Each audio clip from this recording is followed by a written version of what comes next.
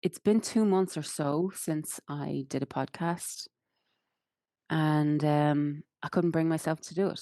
And sometimes when you can't bring yourself to do a thing, you need to bring in a new element that will, engage you enough to kind of like get back in it. Do you know what I mean? So I was avoiding it as I knew it. So I kind of tricked myself into coming back by saying, maybe I'll do a video. And in doing a video, like I will finally figure out the lighting. I'll have to figure out the lighting. And then that kind of like posed a challenge, and that made it something different. That made it something that I wanted to do as opposed to something I already knew how to do, but that I was avoiding. I guess the joke's on me though, because now here I am and I still have to, well, I don't have to. Nobody's forcing me to do this. And it's not a big deal. Anyway, hello, welcome back. I don't know if this will be a weekly thing going forward, but let's just go with being here now. So I am sitting at my desk in my studio at my art desk. I have two sides. This side here is I usually, when I'm doing my calls and things like that, I'm sitting facing that wall behind me. And you're looking, my view right now is usually what you're seeing. But anyway, this is my art desk. This is of no use to you, of course, if you're only listening, but maybe you'll come over to YouTube and join in. I have my journals out because once again, I said that I would do this a little bit differently to distract myself and to, get myself back into doing it and being here in a way that just feels a little bit different. It feels different enough that I was able to trick myself, like I said, to do it. So, what inspired me to actually go? There's a few things. There's a few things that kind of motivated me to, or gave me a sense of urgency to do this. Two things. The main thing is that I am turning 50 this week. That's one reason. The second reason was because I was on a call last night, and I'm going to an event in November, and it is to do with journaling. And so there was a pre-journaling or a pre-event session on last night that I attended, and there was a prompt on the journaling session that, as it does, like, being prompted is a great way to journal, and it got me wanting to share again. So here I am with my book of, collage that I'm just going to maybe go through and cut out some imagery, and I have my journals here. But anyway, part of the reason that I kind of vanished is because, a few things changed, and I took a time out to process and to, to process and to just take a time out. So I left my job as a barista, and it was, I think I was 18 months there, and I had a great time. As you know, I've mentioned it on here before. I really enjoyed myself. I enjoyed learning the new skill. I always wanted to learn barista, and I did. Um, and it helped me rediscover certain things about myself that maybe I had forgotten over the years as a one-woman wolf pack, self-employed, toxically self-reliant person. It reminded me for a start that I am a people person and that I enjoy community, and that community gives me a lot of meaning and a sense of belonging. And the other thing was that I enjoyed the sense of routine and rhythm, having a rhythm and a routine to my week. I enjoyed having co-workers, and I enjoyed having a paycheck. I enjoyed getting paid for showing up. Because anybody who is self-employed knows we don't always get paid for showing up. And, you know, if I was in this, whatever this is, if I was in it for the money, you'd probably never have heard of me because, I would have given up after 6 months, like, um, and that's not to say that I haven't, that it hasn't been good to me and that I haven't, when I say made money, that I haven't generated revenue. I have generated revenue. I've always generated revenue from my um, work, as whether it's counselor, therapist, facilitator, workshop artist, whatever it is, I've always generated um, a revenue, but I haven't always. It's not a stable thing, and I have never really achieved that kind of. Um, I don't know now if it is even a reality, but the imagined point at which it would stop feeling like a panic attack. Um, I never really achieved that. It never got to that point. And as a result, I burnt out. And I think when you burn out sufficiently, when you have a significant enough burnout, that burnout seems to have, it takes a lot to recover from. And it also seems to have a pattern in that, like, I wonder, is it the case that, like, once you burn out once, then there is a cyclical element to it where, you recover, or do you?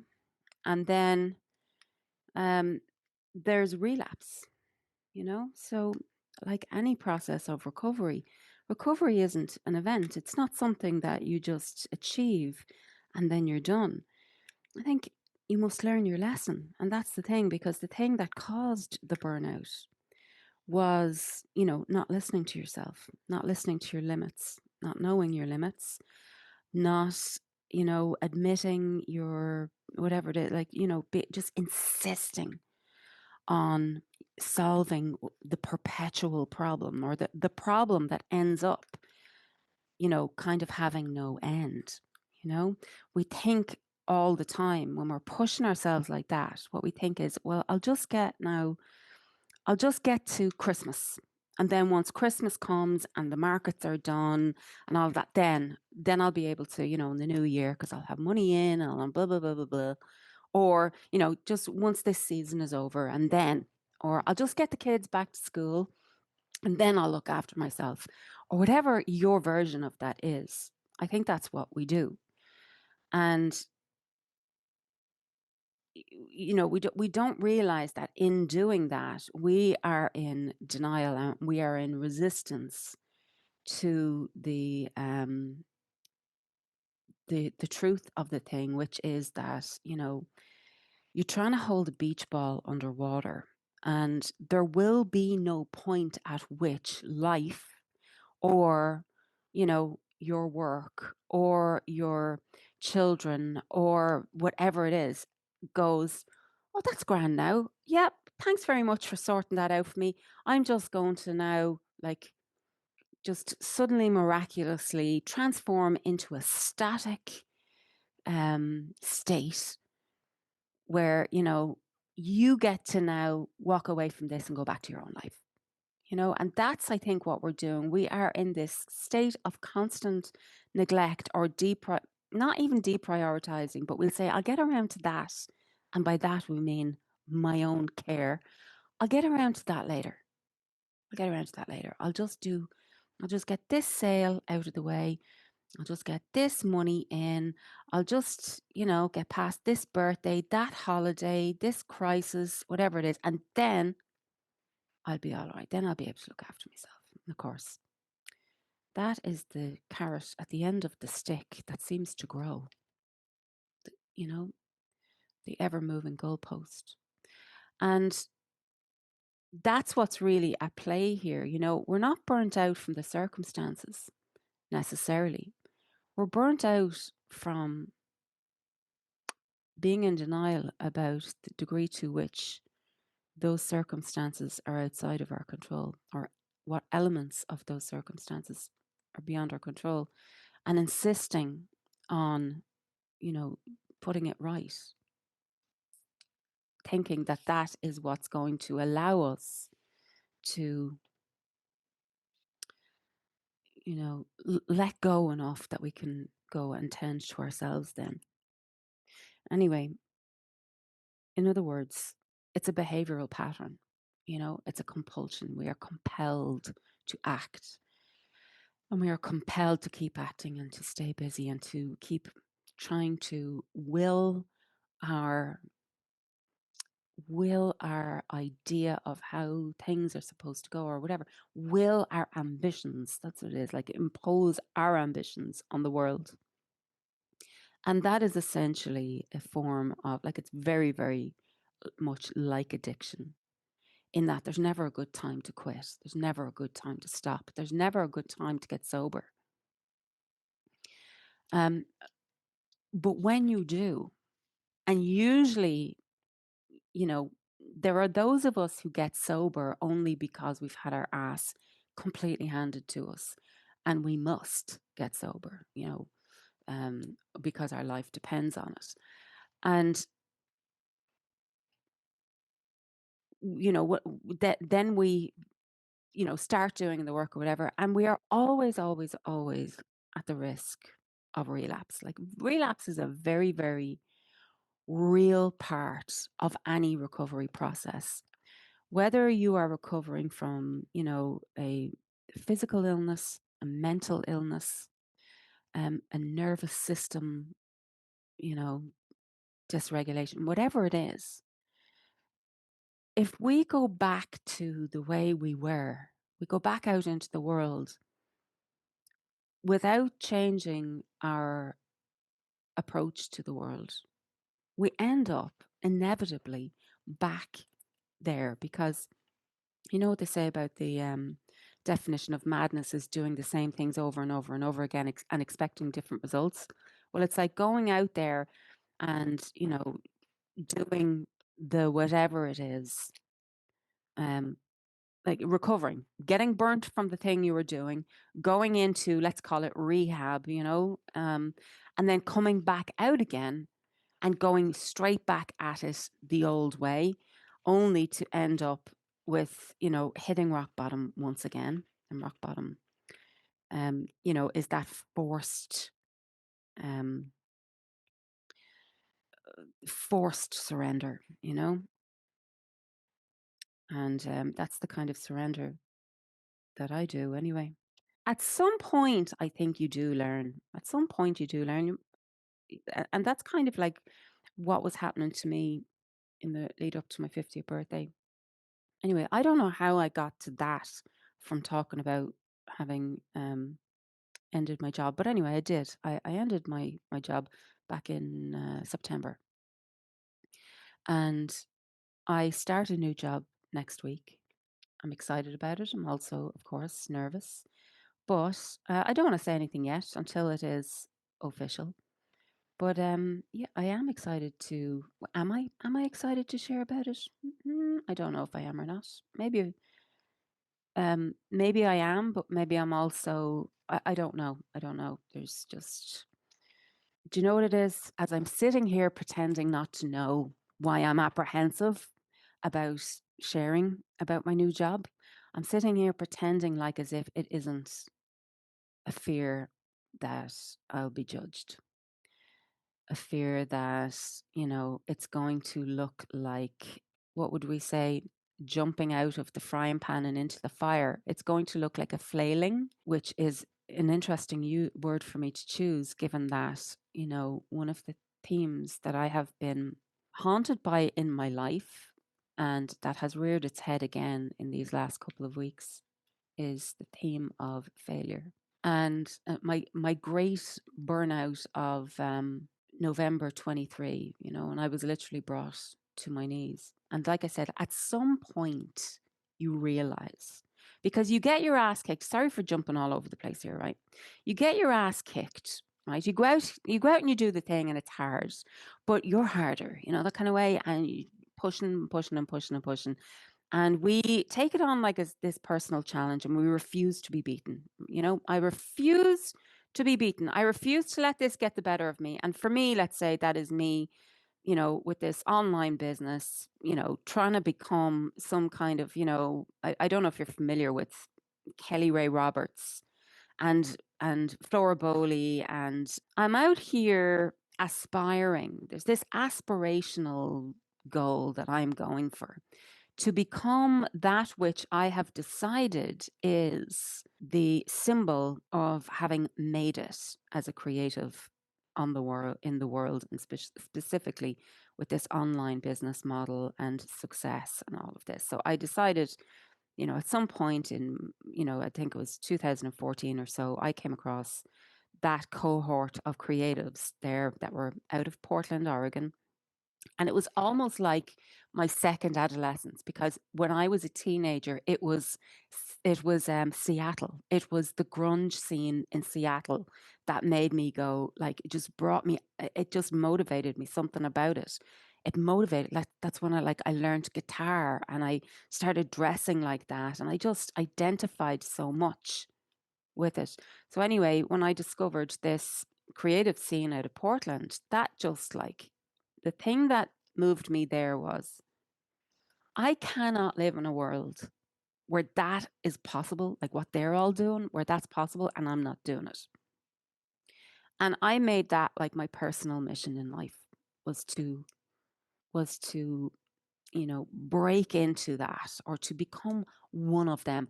This is such a vulnerable thing for me to share with you. And I lit that candle at the beginning of this episode with the intention to myself of saying, Amanda,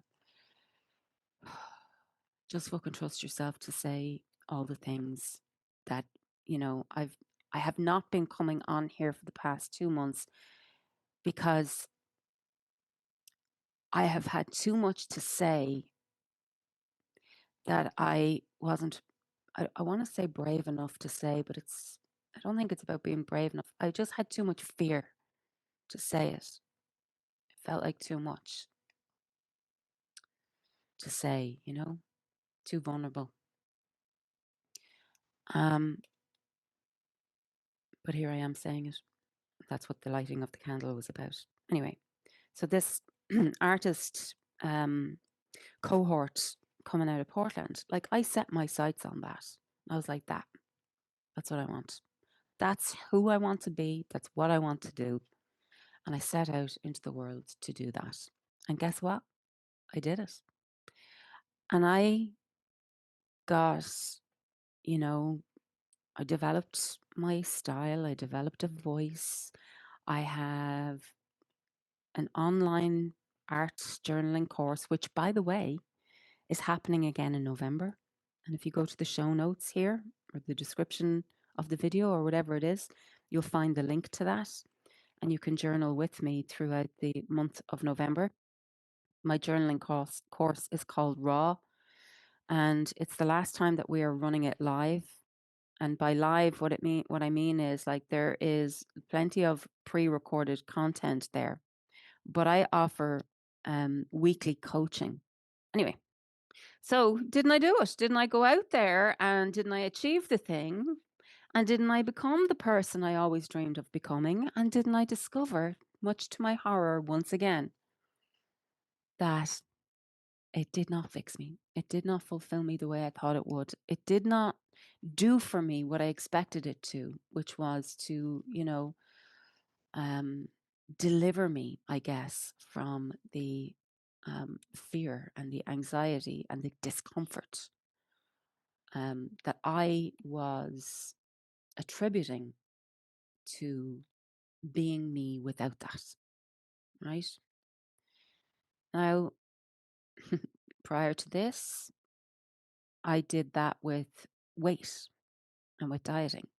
I thought the only thing standing between me and, you know, okayness, me and acceptance, me and fulfillment, I thought the only thing standing between me and, I guess, nirvana, excuse the pun, was this amount of weight that must be lost, you know?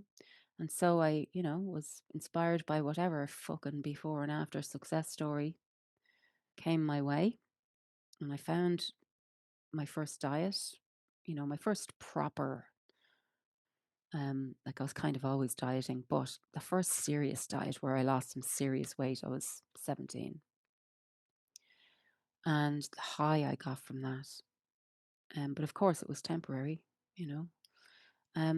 Anyway, I I learned for years I thought the answer to all my problems was a number on the scale and and the achievement of weight loss and the joining the ranks of the non-fat, And at one point in my 20s, I lost 100 pounds. It was actually 98 pounds I lost. And I lost it, I must say, very violently. Like I'm still fucking traumatized. My body remembers, put it that way. My body is still scared anytime I get ideas um, about, changing it or putting it through that again. And the biggest shock of my life I got having lost 98 pounds and realizing that I was not fixed, that it wasn't fun, that I was now, it was just a different kind of, um, like it shifted, it moved me from, unhappiness and fixation on, the like my unhappiness or whatever, my discomfort is with my body size. So let me change that. And then I changed my body size only to discover on the other side of that it wasn't enough. It didn't do the trick. I'm still white knuckling it. I'm terrified. Now I have myself imprisoned in the place where, in order to stay at this weight, I have to engage in disordered eating patterns that, like I am now imprisoned to that. Like I cannot keep what I have and let go of the fear at the same time. So that was that. So I did it, with weight. I did it with studies. I have on my wall over here, and that just the framed ones, I have 14 framed qualifications on that wall. And that's just the framed qualifications. I have more in my drawers. And in fact, my new job next week, I have 2 or 3 qualifications in that industry, in that field, that because I didn't think I'd be going back to that field, I never framed. And so I was only today thinking to myself, God, I must get some frames for those qualifications. So that's another 3. I'll have 20 framed qualifications on my wall before I'm done. And I thought each of these qualifications, and they're only the qualifications that came with a certification. I can tell you that there is many, many more trainings and programs I have invested in over the years that did not bestow any kind of a certification on me, but which I believed that by acquiring them, trainings, accessing those rooms, those communities, those skills, I thought they would change my life. I thought they would bestow upon me the keys of this kingdom where there would be no more anxiety, no more me, like no more the problem that I think it is this time. Now it's just, I'm not making the money that I want to make because I don't have the qualifications I need. That becomes the story then after a while. So it's like, I'm not happy because I'm not the weight I should be. Or I'm not happy because I don't have the qualifications that would allow me to, earn what I want to earn. Or I'm not happy because I don't have access to this, you know, um, I don't have access or proximity even to this pool of magical individuals that I have decided are doing, that are living the ideal life, that apparently they're all frolicking around apparently in some kind of a meadow without any problems, according to my brain. They've made it. They don't have any worries, they all, and what do I know? Like, honestly, what do I know? I have no idea where I was going with any of this, other than to say that, yeah, I was just going through a lot of this stuff, and I didn't want to, there's a part of me that is like concerned about this, yet another change, as if this is somehow problematic, like as if this means that I failed at the original thing and now look at me doing something else, starting from scratch with something else, even though I'm not starting from scratch with anything else, and everything belongs to the one thing. Like, this is literally my fucking life, and this is how it's going, and this is how I'm living it. But I realized in this past week or so, approaching my 50th, that I am deeply, deeply uncomfortable with it all. So how did I discover that? Well, I started earlier on this year. I organized a weekend away for my birthday, because I was like, well, let me just book it, because it's a hotel that would be, booked out a long time in advance. So I was like, let me just book it. It's far enough away that, at least if we have that in the bag, there, we can do that. So I had that in the bag, and I have a few other things planned, like I'm getting my hair done. I have a lovely sound healing session booked, a private one-to-one, and I have a couple of things. Like, I'm going to a couple of gigs um, with friends, and nice little things that are all part of it. They're all the things that I am including in my birthday celebrations. The concert, or the gig, I should say, the sound bath, the whatever, all these, the hotel, the blah blah blah blah blah. And this was me, far enough in advance, organizing my, my passage from my 40s to my 50s. And then I started getting very uncomfortable, you know. Um, Obviously, as well, change came, because although I knew that my barista um, job, let's say, was ultimately temporary, right? It really was, because when I had my fucking breakdown at the end of 23, I think that's where I was initially coming from. I had arrived at a point in 23 where I knew I had to surrender. And the tarot card that I pulled back then was the Lord of Abandoned Success. And the second card, or my card of the year. So my card of now, like this, in this moment of time, it is the Lord of Abandoned Success. And my card for the year was Bowing to Change. And I knew when I pulled that card, the Lord of Abandoned Success, I knew instantly. I was like, that's it, I'm fucked. Like, I knew that I was done, and that I had tried everything, and that it wasn't a lack of effort on my part. It wasn't a lack of trying. It wasn't a lack of throwing solutions at it. It was the fact that I realized that it was, I am now satisfied that I have done everything I can within reason to make this work. And it's not working. And I didn't want to admit that it isn't working, but I must admit that it isn't working now, because now it is plain to see. Now I have exhausted all avenues. Now I have exhausted my will. I have exhausted everything.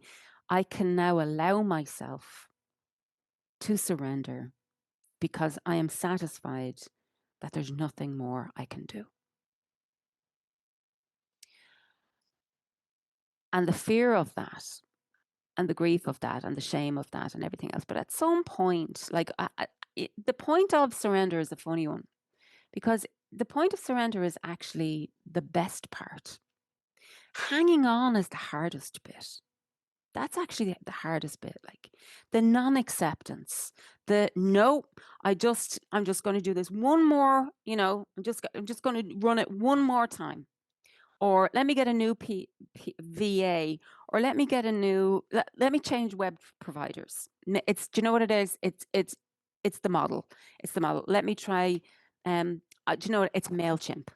Let me move over to Active Campaign, Flow Desk. That will work. Oh, do you know what it is? It's Instagram. Let me go on TikTok instead. Like that's what you're doing up to this point. Or, tweaking it and tweaking it and tweaking it, iterating. And that's not wrong, by the way. That is not wrong. That is part of how anything is born, and developed. But at some point, I realize that no matter what I do, no matter what I achieve, I'm getting the same result, and the result is absolute fucking exhaustion, and ultimately, I seem to be running a pattern here and I'm ending up in the same hole every time, no matter what route I take. So something else is going on here, and I must surrender. So I was brought to my knees at the end of 23 in the hills of Tuscany. With the card was the Lord of Abandoned Success. And I knew there and then that I had to abandon my pursuit of success. My pursuit of success was killing me, or at least it was making me very sick, spiritually, most of all, but also physically. And I knew that, I couldn't afford to just take my hands off the wheel and not do anything. I couldn't just completely disappear, and I had to get a job. I was going to have to get a job. And that felt like, that was going to be the biggest failure ever. And I imagined when I went on my first day to work, I actually in my head imagined that people were going to come in, see me behind the counter, point at me and laugh. I thought this was going to be the greatest humiliation of my life. And I was only like on my first day, I came away and I was like, oh my God, it's actually a normal thing to have a job. All these people have jobs. We all have jobs. Like having a job is normal. Why did I pathologize that? Why did I make it? Like, if that was the fucking solution all along, was to just give myself an opportunity to actually get paid when I am actually working, as opposed to maybe getting paid when I am working, which is what self-employment is. You're maybe getting paid for today. If I gave myself, like, imagine that I eliminated the solution because I had framed it for so long as a problem. How many of us are doing that? How many of us are resisting the solution to our predicaments because we have framed that solution as a problem? And also as if it is a full-time or a permanent thing, like as if me stepping back and taking on casual work was going to be my life forever now, instead of just let it be what it is. Like, just take a fucking year even, Amanda. That's what I told myself. I was like, just do it for a year. Just a year. Just give yourself a break for a year. And you don't have to do anything else. And that turned into 18 months. And it was a great 18 months. And I loved it, like I said. And it did reset me. It reset me in ways I didn't even know I needed. Yeah. So then when I realized as a result of that as well, that experience, what I realized was, yeah, I prefer this. I think I prefer this. I prefer this having co-workers. I prefer this, being, doing business with actual humans in full bodies, who are walking around and not just floating heads on a screen. I like being able to touch people, not in weird ways, of course, but I like being able to interact and, being in physical space with people. I just like it. And I like the rhythm of it. And I like the fact that there is a paycheck. And I like the fact that it is not so consuming to me that I don't get to still do my thing, only without the pressure of it having to pay in the ways that, was like the everything. It had to pay, which meant, just a lot of pressure. So I had no idea what I was going to do in a longer term. I really didn't. But anyway, this new opportunity that has come up was kind of bubbling for a while, and then it just like once I left the barista job, then it kind of became a reality. And but yeah, I'm nervous to talk about it because I am expecting judgment. I'm expecting judgment. I'm expecting who I don't know, but I'm expecting some imaginary critic, um, modeled on, certain, I guess, people from my past that are like ghosts that haunt me. Um, I'm imagining the rolling of eyes. I'm imagining the the opposite of blessing. John O'Donoghue says, when you bless someone, you hold a vision for them of, a vision of them healing and well and, and doing great. That is what blessing means. So I guess curse is what I'm talking about. I imagine myself being cursed. And I imagine, there are apparently I'm important enough and significant enough that people are spending their times out there willing me to fail. And all of that gets in my head. That's why I didn't want to come on here and I didn't want to be talking about it because I guess, it just is bringing up a lot. Like, can I not just allow myself to find something that works for me and works for my, let's say, collaborators? Because this new job is more of a collaboration, really. Yeah, it is going to be quite of a co-creation, which is really exciting. So I have all of this planned, all these little things planned for my birthday. And of course, I do not realize that in the meantime, I'm going to be in this transitional phase of, in between jobs. And the closer I'm getting to the day of my birthday, so for example, last week, I started to get very uneasy and I started to get very anxious. And I started to think to myself, like I was afraid of the birthday coming and going and me feeling like I didn't do enough for it, or I didn't make a big enough deal for it, or it wasn't, and it just all this tension started to build up. So I started to think to myself, okay, what if I organize a dinner and I invite a few people along and we, and I get a cake and we do that and then we can go out afterwards, and then I was going to organize that. And then I was worrying about, like, I was just worrying about the whole thing. And then when then I started to get really anxious about no matter what I thought of or tried to set in motion, I was like, no, that it was creating more anxiety. So I guess the point about it is that I was trying to control the situation like instead of sitting with the unease and the disease that was coming up, which had more to do with the fact that it just gets in on you. It just doesn't it? It's like you're turning 50 and my brain is starting to go, you're turning 50 and you've nothing to show for it.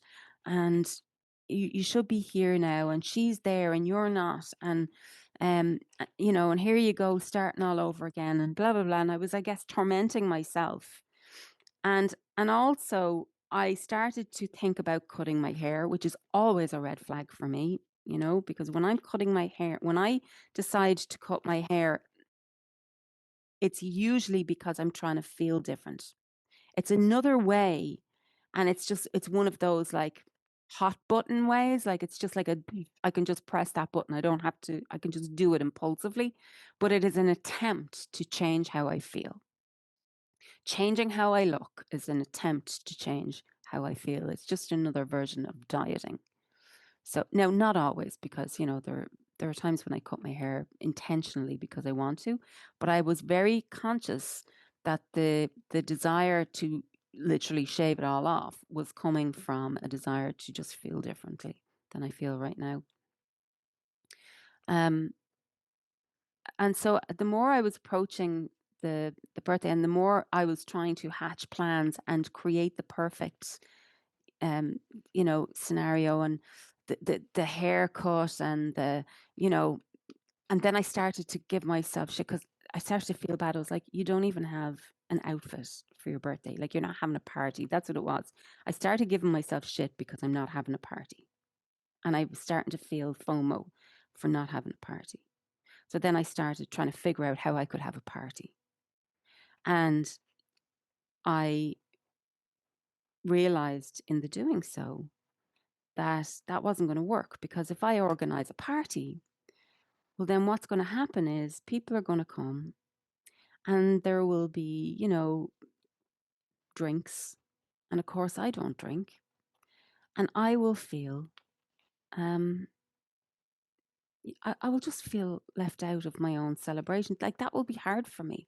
I was thinking like of how hard that would be for me, even though I don't care. And I have been wanting to drink lately, but I know that it's phantom. I know that it is just, it's not that I've been wanting to, I've been thinking a lot about drinking, put it that way.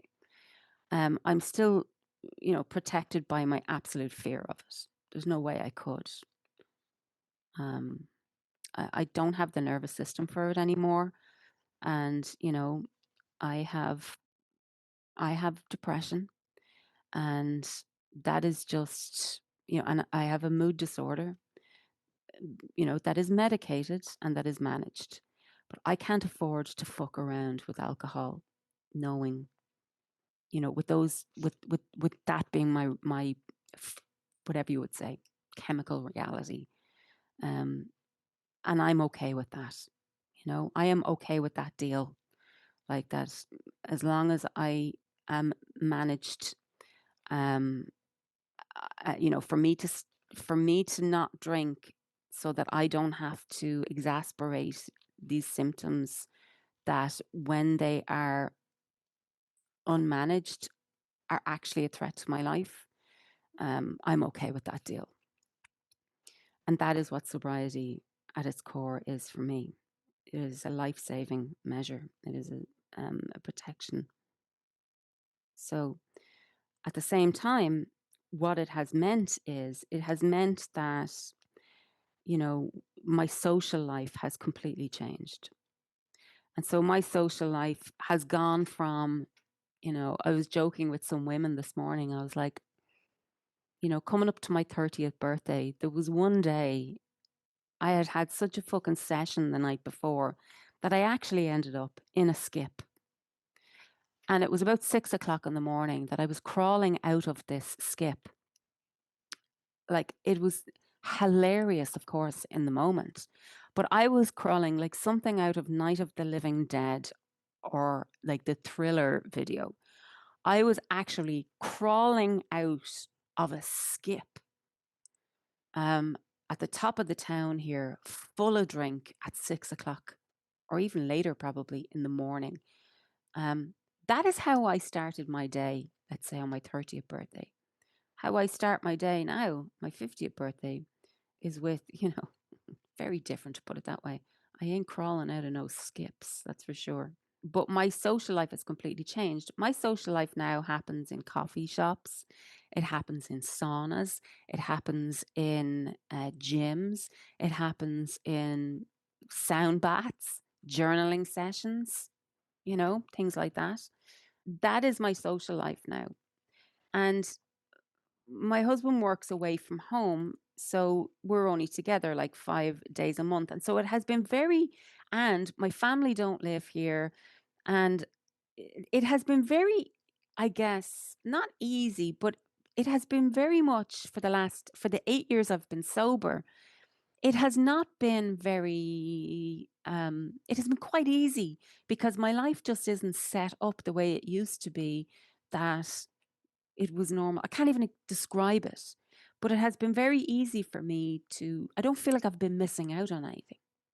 Do you know? I just don't. It's not like as if everyone is on the piss and I'm not. And back in the day when I would try and not drink, I was still frequenting. So that's what I'm talking about. I was still in the world untransformed. I was still showing up to all the places. I was still hanging out in all the places with all the drinkers, let's say. And I was trying not to drink. But I ultimately hadn't transformed anything. And so it was always a white knuckle ride. And so interestingly, coming up to my 50th, I noticed that everything I was trying to plan made me, made it was something I would have to white knuckle my way through. And I noticed that what I had started to do was, instead of realizing what was happening before it dawned on me, I was organizing, let's say, this one party. And then I was thinking to myself, Jesus, but they'll be all drinking. So if we go for something to eat and then we go on to the pub, how am I going to endure that? Like, how am I going to survive that? And I was starting because like the non-alcoholic drinks, whatever, you have one and then it's over, you know? And then I was thinking to myself, what could I use? Like, I was starting to think, like, what could I use? Like, could I take Xanax? Could I, like, I don't even have fucking Xanax, but you know what I mean? I was like, how could I get my hands on something? Basically, my addict brain was kicking in. Do you see? It was kicking in, and I was going, well, if I, okay, so if we go to the pub, that's going to be hard for me. So how can I get stoned instead of drunk? In other words. And I caught myself doing that, and that actually scared me because I was like, oh my God, if I went down that road, I could very, very quickly get myself hooked on something else. And what opened me to that was the fact that that is exactly what I did a few years ago when I tried to white knuckle myself through a situation I was in where the person I was with was drinking and I wasn't, and I didn't know they were going to drink, but they were drunk when I got there. And instead of leaving them and just, protecting myself and walking away, I tried to endure, and I ended up white knuckling it. And I robbed, this person was also smoking. So they were drunk and they are a smoker. And rather than walk away and protect myself, I took their cigarettes and I robbed one. I didn't rob one. I just said, give me one of those. And I sat there and I smoked, thinking I could just do this casually. But I reached for something in the moment because I was white knuckling it and I couldn't handle it. And I just said, give me one of those. And I smoked. Within 3 months, I was buying cigarettes again. And it took me nearly 2 years to quit. I am now 8 months off the cigarettes again for the second time. And I learned my fucking lesson because that was hard. It was harder that time to give up than it was the first time. And for a while there, I was afraid I wasn't going to be able to do it. So I almost lost I relapsed with the cigarettes, and I did not think I was going to be able to get myself back. So when I caught myself the other day plotting, how could I get my hands on something? I realized I was trying to do the same thing. I was trying to put myself in a situation I've outgrown because it was the only fucking idea I had. It was the only model I had for the roundy birthday.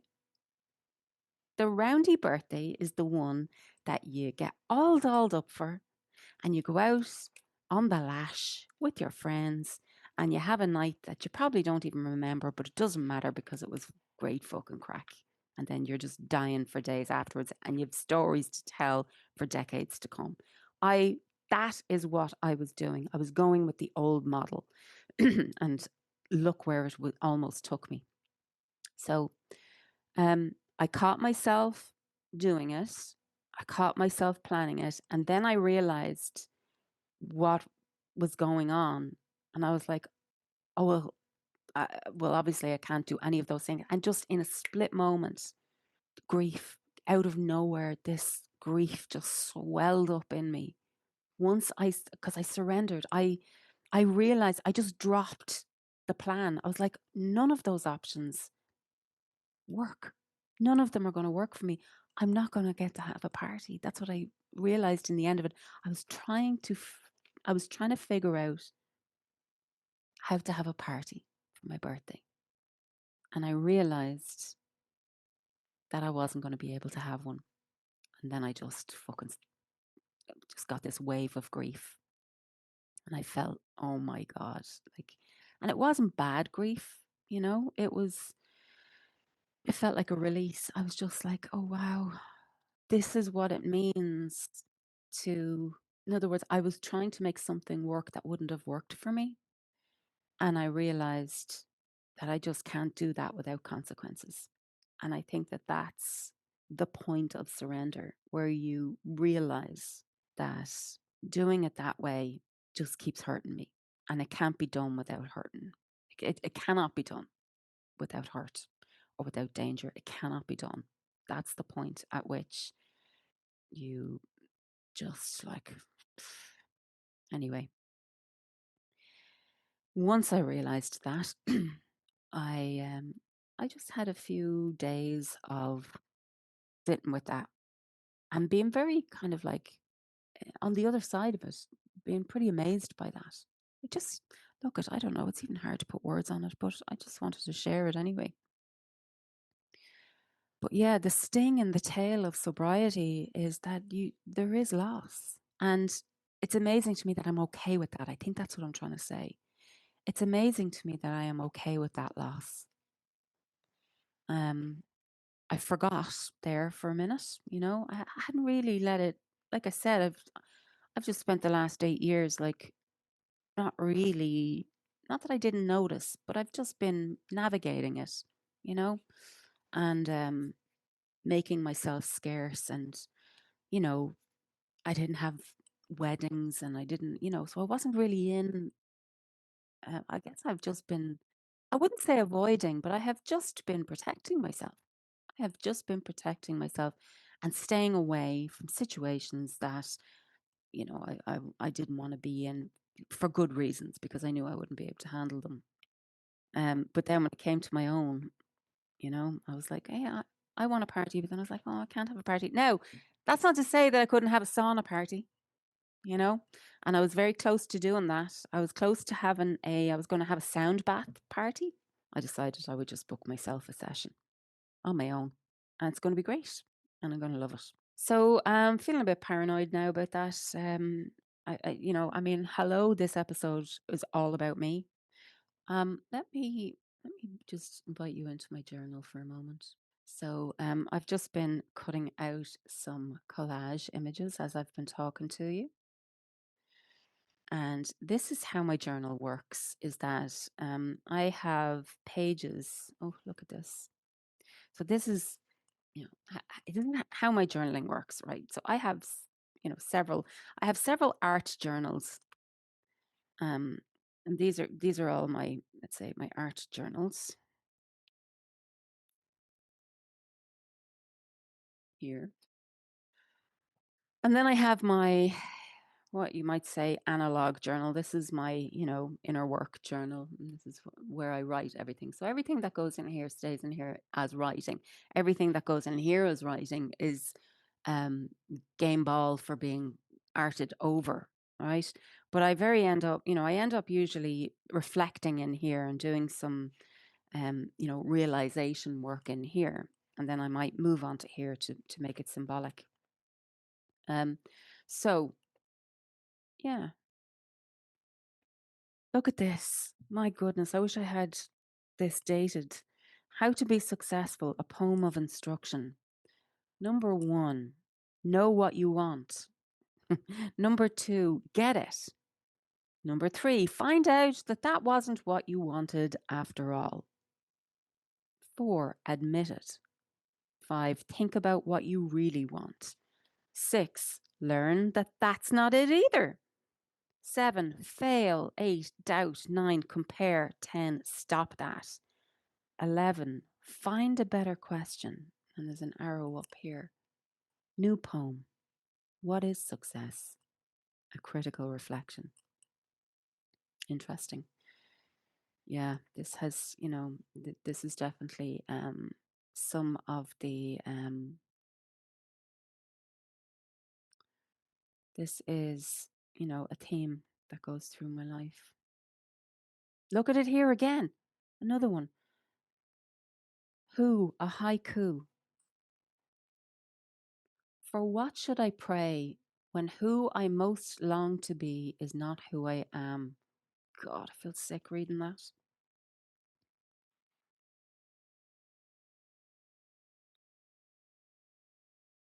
It's that it's just such an identity thing for me. Now, I am an Enneagram 4, so this is typical Enneagram 4 shit. But there is this, I am tormented a lot in my life by, and this is where I was originally going. So when the grief came up, and I realized that for a start, let me just tell on myself. Me trying to organize the party and the new haircut and the outfit and to show up at my party like ta-da, and be the birthday girl and be the fab at 50 and all of that. I realized that what that was, I was trying to escape the discomfort I have at turning 50 and my life not looking the way I believe and have believed it should by now. And that's the God honest truth. I've always said, when people say, oh, what kind of an artist are you? I'll say, oh, I'm an escape artist. And it is so true.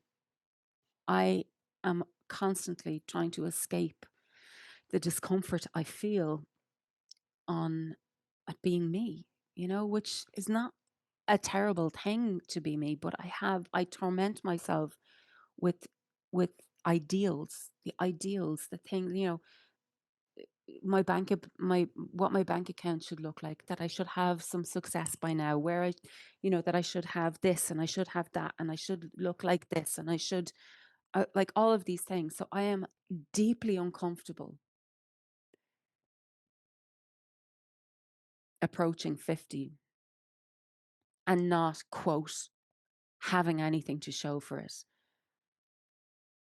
And what I was trying to do was, I caught myself trying to make a big performance of my 50th birthday and reveal some kind of a, new era, new me. And I realized that,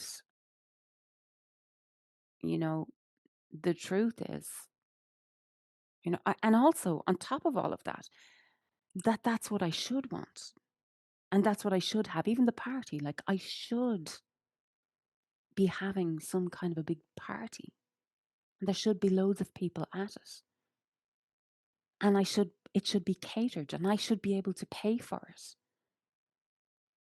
There was a model there in my head of what turning 50 was supposed to look like and how I was supposed to be able to orchestrate it and how I was supposed to show up for it and who was to be involved. And, like it was all just there. And the truth is, like my actual 50th is, I'm getting my hair done. I have a sound healing 1-to-1. I've cancelled the weekend away, by the way, because I realized that even that wasn't it. That was me trying to avoid, or not trying to avoid, it was me trying to set up a sense of having done it right.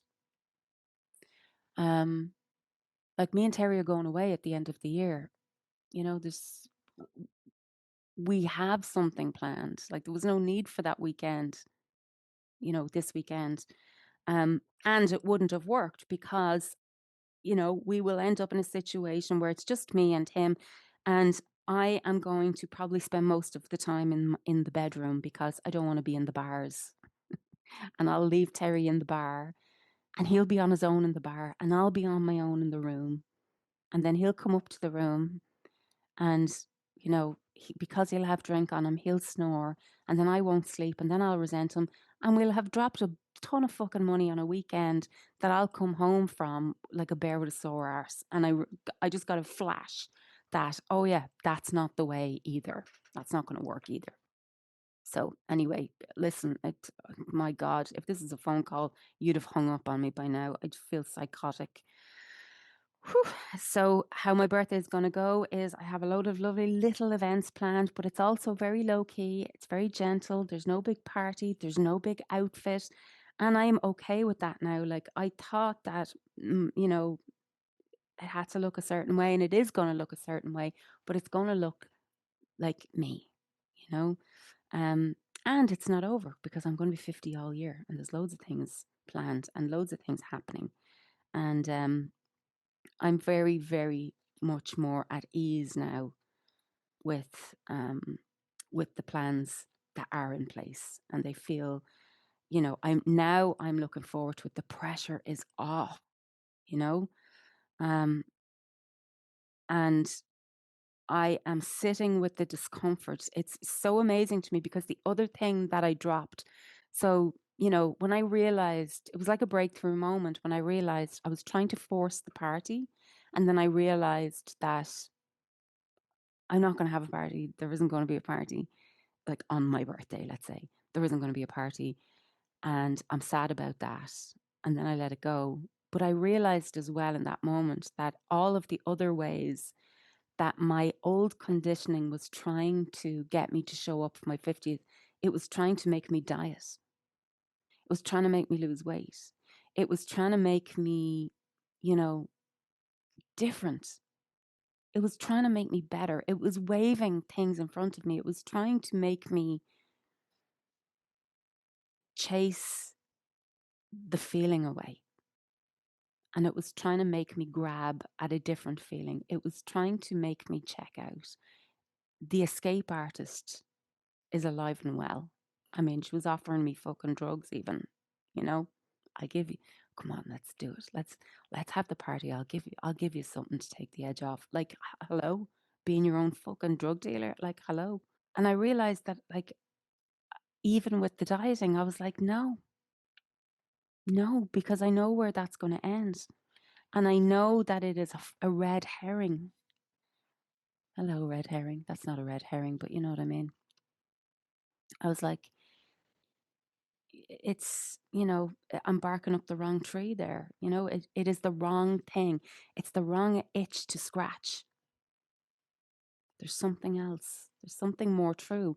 And it is okay for me to turn 50 and, the earth not move.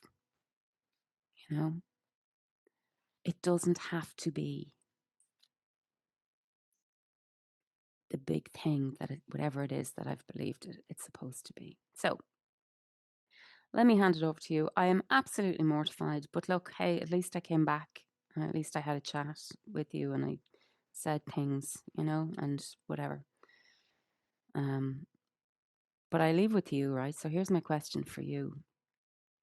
What ideals, like what are you chasing or done chasing that you realize was, the finger pointing at the moon, but you thought it was the moon?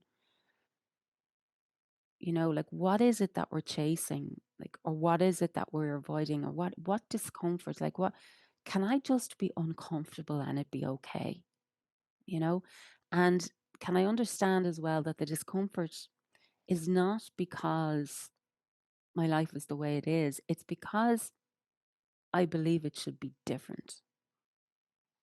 And it could be, but it could be different in very shitty fucking ways too. So, be careful what you wish for, because my life could be very different in ways that would be that would be not pleasant. So, I have to be grateful. And I am grateful, and I'm so much more at ease now that I have figured that out. I was having a little identity crisis there, but sure, it wouldn't be a roundy birthday if you weren't having a fucking midlife crisis, would it? It wouldn't be 50 if you weren't having a midlife crisis. So, on that note, my question for you is like, where are you forcing something? What in your life is not working, but allowing that, you're not allowing yourself to know that because of what you're afraid it would mean about you, right?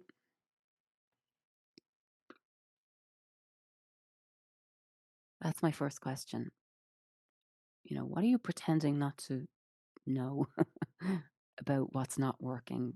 Like, where are you trying to force your hand for fear, out of fear, let's say, instead, as opposed to purpose? And then, secondly, if you weren't doing that, if you weren't trying to force the perfect circumstance, what would you be doing instead?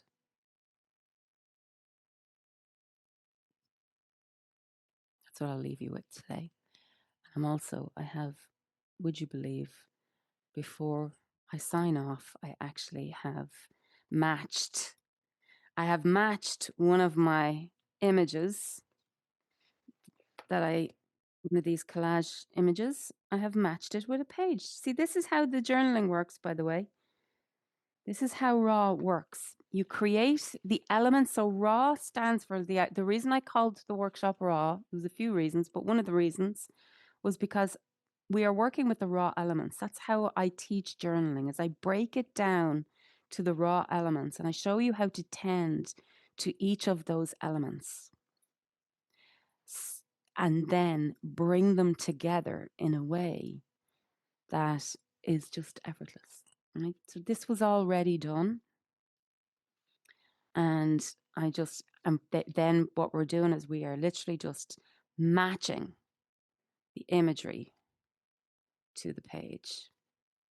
I don't know if the other fish will go there or if I'll just leave this guy here. I don't know yet. But anyway, this is raw. This is what we do. We literally just we let the art make itself, and then we just have a nice little chill out session of matching our images to our pages. And you'll find the link in the description, and I hope you'll join us. And it was good to see you. And I hope you like my setting, because I spent ages playing around with the lighting to get it right. And I think it looks good. So maybe see you next week, maybe not. Who knows? Bye.